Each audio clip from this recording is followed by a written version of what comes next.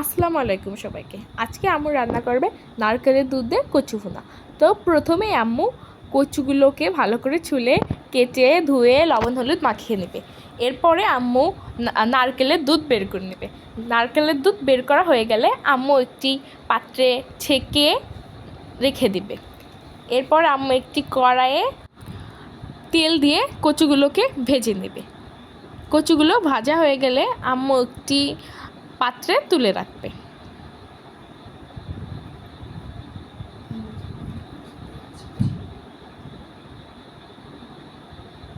এরপর সেই তেলেই কিছু পরিমাণে পেঁয়াজ কুচি দিয়ে ভেজে নেবে।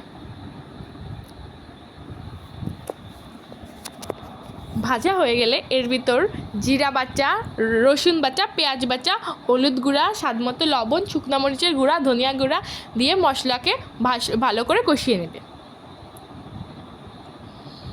এরপর আগে থেকে বের করে নেওয়া নারকেলের দুধ দিয়ে মশলাটাকে কিছুক্ষণ জাল করে নিয়ে আগে থেকে ভেজে রাখা কচুগুলো দিয়ে দেবে।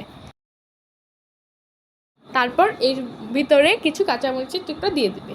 আবারও কিছুক্ষণ জাল করে নেবে। তো হয়ে গেল আমাদের কচু ভুনা রেসিপি। তো আপনাদের যদি এই রেসিপিটা ভালো লেগে থাকে তাহলে অবশ্যই বাসায় ট্রাই করবেন এবং সাবস্ক্রাইব করবেন।